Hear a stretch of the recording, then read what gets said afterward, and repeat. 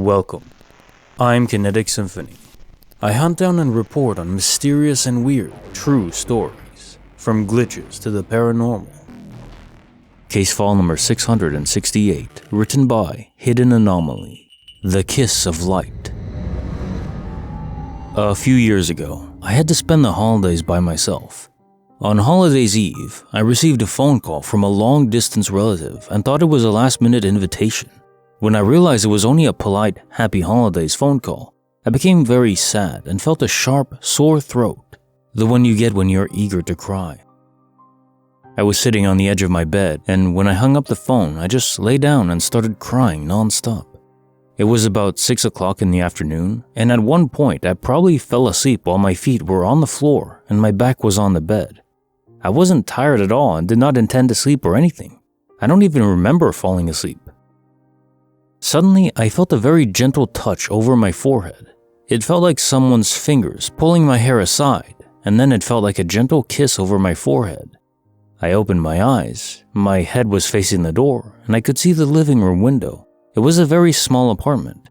A strong morning light burst from the window, the kind of light you normally see at 10 o'clock in the morning. I remember thinking to myself, I can't believe I slept that long, not to mention in that certain position. I stretched a bit, got up, and noticed my room was actually dark. Outside was dark, and my phone showed it was after midnight. Case file number 669, written by IamBLynn. Rewind the clock.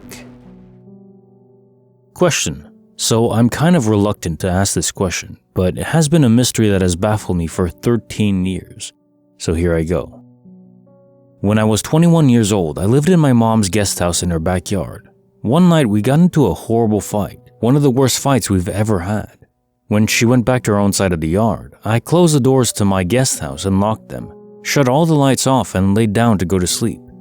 About an hour later, I got a phone call from her, and she asked me what I was doing. I told her I was sleeping. "No, you're not." I said, "Yeah, I am." She said, "Prove it then. Walk out the front door, come across the yard and meet me in my kitchen, but stay on the phone with me." So this is what I did. When I walked into her house and into her kitchen, she was staring out her kitchen window across the yard at the side door of my guest house. She told me to come over to where she was standing and look out the window and tell her what I saw. I looked out the window and I saw myself. It wasn't a current version of me though. It was my senior year of high school. I knew this because my hair was done the exact same way that I used to do it back then, and I was wearing my favorite shirt and matching shoes that I used to have back then as well.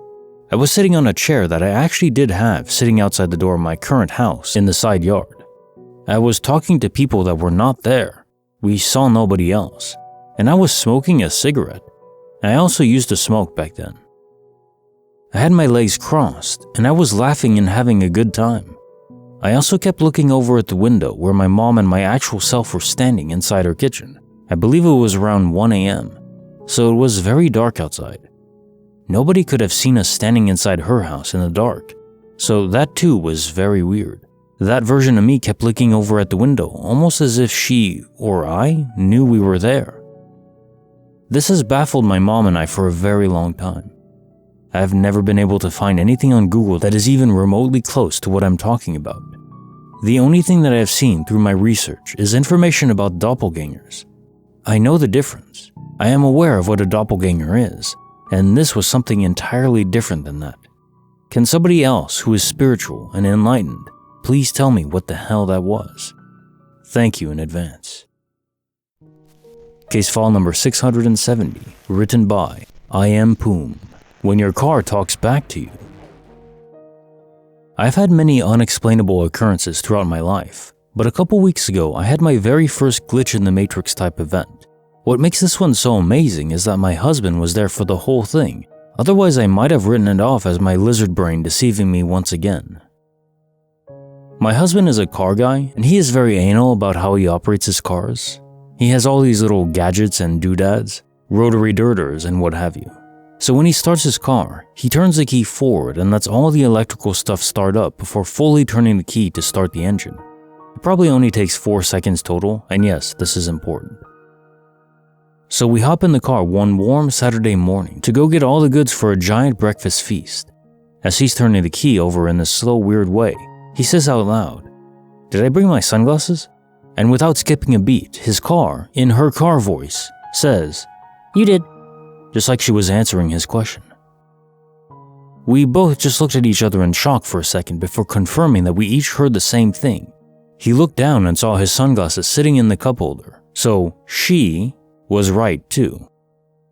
By then we had fully started the engine, but his phone had no time to connect, and why would it answer his question anyways? His car has buttons on the steering wheel that make it speak, so he pressed the button and sure enough, that's his car's voice. My husband is a no-nonsense military man who doesn't like to think or talk about these types of things. We have had paranormal experiences that forced him to acknowledge that this stuff happens, but he would rather pretend it doesn't exist. I'm sort of on the opposite end of the spectrum, and I was super excited about the whole thing. Creepy file number 28, written by Queer Fox. The chill of an attempted break-in. A little background. I'm 29 non-binary, partially deaf, and have terrible anxiety, see PTSD. My roommate, 27 female, has a beautiful American bully. He's a bit skittish due to an abusive background, but he's overall a good dog. I have a super comfy couch that I often choose to sleep on over my own bed. The dog, let's call him Rover, barks anytime he hears someone near the door or knocks. It can be annoying, but it's helpful because often I don't hear it. This night, Rover stayed downstairs with me because I was anxious, but too lazy to go upstairs into my room. We have a deadbolt that has a keypad and auto locks after 30 seconds. It's about 2 a.m. and I wake up to him growling. Now, I've heard him growl before when delivery people came by and whatnot, but this, it was almost primal. I open my eyes and roll over to see Rover standing between the end of the couch and our front door. Hair standing on end and hunched over like a wolf about to take down a deer. Then I heard it. Someone was banging on the apartment door about 3 houses down. I was absolutely frozen with fear. I felt the blood leave my face and my instincts were screaming at me to run. This wasn't a "let me in, I forgot my keys." It was more frantic. I had the window open about 2 inches, but used the lock on the bottom to keep it from opening more. I could hear this person mumbling to themselves and shuffling their feet around. Then I heard the chirping of my keypad being used. It was rhythmic, so they were definitely trying actual codes and not just randomly punching buttons. At this point, River had backed up and placed himself directly in front of me, still facing the door. Then the doorknob started to move. Thankfully, they never entered the correct code, so it was still locked. That's when Rover went into a full frenzy. He rushed the door, body slamming it while barking and growling. I've never heard a dog make such a noise. I heard the person stumble back, pause, then giggle. That's what scared me the most. It was like I had been submerged in ice water. I had goosebumps and felt sick. At this point, my roommate had woken up and rushed down the stairs. She saw me frozen on the couch and River trying to bust down our metal door to get at whoever was trying to get in. She broke the silence and screamed, "My husband is a cop! We are armed and I will shoot!" Total lie, but it seemed to work as we heard footsteps running away and River clicked back to his normal doofus self. I never sleep again with the window open downstairs, and I've yet to sleep on my couch since. Case notes, creepy file number 28. So quick story about me. When I was in Florida, about 11, 12 years ago now, it's a long story on why I was there, why I had to leave my home. But when I was there, I ended up working at a Humane Society kennel. About 7 months there, something like that. Yeah, 7, 8 months. What I noticed was there were a lot of pit bulls that were brought in. You'd be surprised how many people just abandon their dogs at the side of the road, or they bring them to the kennel, but they don't even bring them inside. They just left them chained to the fence outside. I guess they're embarrassed. I don't know. Anyways, there were a lot of pit bulls there, and they were all very friendly. None of them were aggressive, which I didn't expect. The entire 7 to 8 months I was working there, I never had a single incident with any of them that were aggressive. Actually, the most aggressive dogs were the tiny chihuahuas. Compensating, I don't know. And I know that American bullies aren't pit bulls, they're crossbred. And all I can say is that I'm really glad that your bully was extremely protective. I'm sure it did dissuade the potential invader, a little bit at least. Although your roommate's bluff is what seems to have really sold his fear enough to run away. What really creeped me out about this story is when he started to giggle. Now that's just creepy.